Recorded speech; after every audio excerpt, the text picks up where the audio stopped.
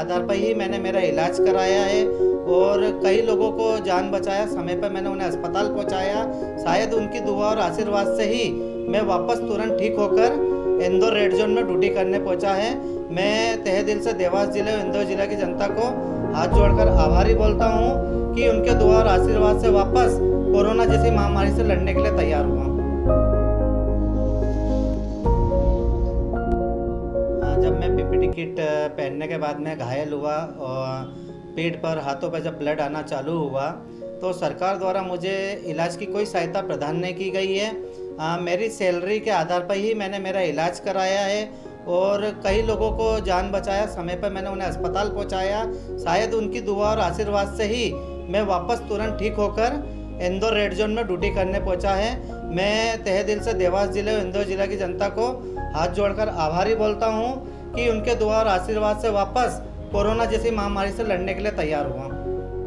आज हमारे साथ एक ऐसी शख्सियत मौजूद है जहां पर कोरोना काल में इन्होंने अपना जान जोखिम में डालकर कई लोगों की जान भी बचाई है। जी हाँ, हम बात कर रहे हैं 108 एम्बुलेंस चालक की, जिन्होंने खुद के दम पर खुद की रिक्स उठाकर इन्होंने जो है अपने परिवार की चिंता न करते हुए रिक्स लेते हुए लोगों की जान बचाने में एक महत्वपूर्ण योगदान दिया है। सबसे पहले तो मैं आपको ट्रुथ 24 न्यूज़ परिवार में स्वागत करता हूँ। धन्यवाद। सर बताइए, कोरोना काल में लेकर आपने किस तरीके से लोगों की जान बचाई? क्योंकि कई बार होता क्या है कि 108 समय पर उसको पहुँचना जरूरी रहता है जब भी कोई एक्सीडेंट होता है, लेकिन एक बड़ी चुनौती कोरोना काल को लेकर जो हर व्यक्ति डरता है कि यार कोरोना काल में कहीं जाने के लिए या किसी से बात करने के लिए डरता था, लेकिन आपने ऐसे समय में किस तरीके से फाइट की? हाँ, जैसे हम लोगों के पास पहले आरटी केस वगैरह, डिलीवरी केस वगैरह जैसा आता था तो हम तुरंत 1 मिनट के अंदर गाड़ी को मूव कर पेशेंट के घर पहुँच कर उसको तुरंत अस्पताल पहुँचाते थे।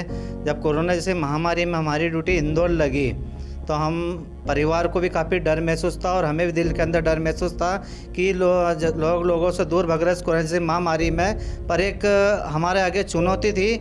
इसलिए इस चुनौती को हमने स्वीकार करा। कोरोना को हराने की वजह से हम लोगों ने इंदौर रेड जोन में ड्यूटी करने पहुँचे।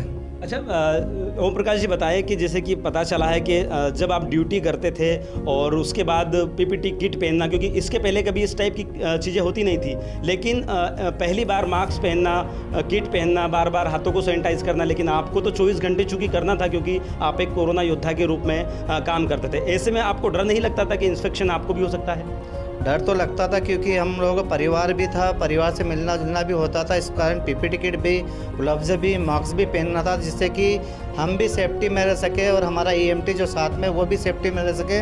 इसी साथ हमारे संपर्क में आने वालों को भी हम सेफ रख सके और अपने परिवार की भी सुरक्षा रख सके। अच्छा, आपने जैसे कि बताया कि पीपीटी किट पहनने के बाद आपको इन्फेक्शन भी हुआ है। कहाँ का इन्फेक्शन हुआ और कहाँ पर उसका इलाज चल रहा था? जब 45 डिग्री के लगभग बड़ी कड़ी धूप गिर रही थी, उस धूप में हम लोग 40 किलोमीटर दूर, 50 किलोमीटर दूर से पेशेंट को लाते थे।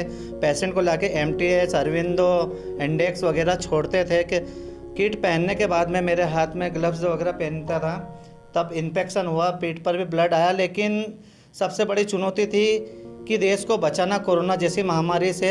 इसलिए हम लोग अपने जख्मों को भी हम भूल गए हैं। सिर्फ एक लक्ष्य था कि कोरोना महामारी को हमारे भारत से भगाना। अच्छा, कई बार होता है, हमने वीडियो में देखा कि जब भी कोई कोरोना संक्रमित पेशेंट मिलता है, घर जब आप लेने जाते हैं तो वहाँ पर जो कोरोना पेशेंट रहते हैं या फिर उनके परिवार के लोग रहते हैं, उनके प्रति वो आपके प्रति क्या चीज़ सोचते हैं और कैसे आपसे कोऑपरेट करते हैं? वो हमारे प्रति ये सोचते थे कि आप आज इस स्थिति में हमारे भगवान हो और शायद भगवान के रूप में ही आप इंदौर रेड जोन में हमें बचाने के लिए आए हो।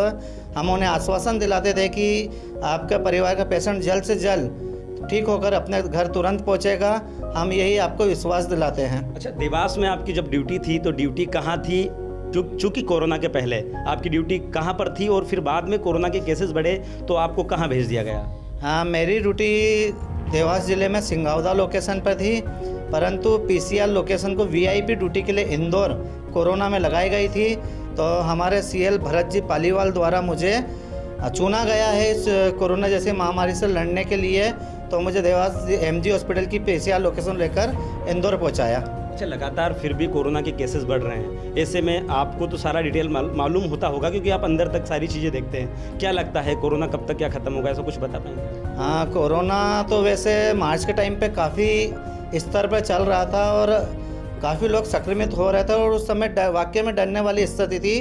पर अभी कोरोना कम स्तर पे आ गया है, लेकिन जो जिनको कोरोना हुआ है, जो उनके संक्रमित में आते जा रहे हैं, उसके हमारी कोरोना अभी पूरी तरीके से ख़त्म नहीं हुआ है। मेरा अंतिम सवाल है कि आप जो देश की जनता को क्या मैसेज देना चाहेंगे, चूँकि आप 24 घंटे कोरोना संक्रमित लोगों के बीच में ही रहते हैं, क्योंकि उनको घर से लेके जाना, हॉस्पिटल तक छोड़ना, डिस्चार्ज होने के बाद में फिर वापस उनको हॉस्पिटल तक छोड़ना, ऐसे में किस तरीके की ये बीमारी और क्या संदेश जनता को आप देना चाहते हैं?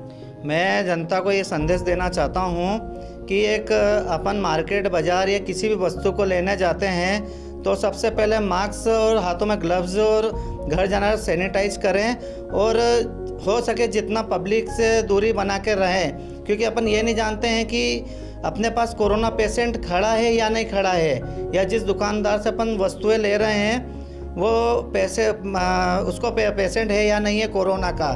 तो मैं एक संकेत देना चाहूँगा कि जितनी सावधानी बरत सके उतना ही बेटर, अच्छा है, और आपकी सावधानी से ही हम इस कोरोना को अपने देश से भगा पाएंगे। बहुत बहुत धन्यवाद। तो ये थे 108 के एम्बुलेंस चालक ओम प्रकाश शर्मा जी, जिन्होंने स्पष्ट रूप से कहा है कि काफ़ी फाइट उनको करनी पड़ी है और आज भी फाइट कर रहे हैं, लेकिन जनता से फिर भी वो एक ही सवाल कर रहे हैं, एक ही निवेदन कर रहे हैं कि आप अपने घर में रहें, सुरक्षित रहें, हो सके तो बाज़ार में जाए, क्योंकि कोरोना एक महामारी, एक ऐसी महामारी है जिसकी वैक्सीन अभी तक नहीं बन पाई है। हम लोग अगर सुरक्षित रहेंगे तो घर सुरक्षित रहेगा, और कुल मिला के उनका ये कहना है कि आप अपने आप को बचाने के लिए सेफ्टी रहें और सरकार के नियमों का पालन करें। कैमरा पर्सन गौरव के साथ राम माल्या, ट्रुथ 24 देवास।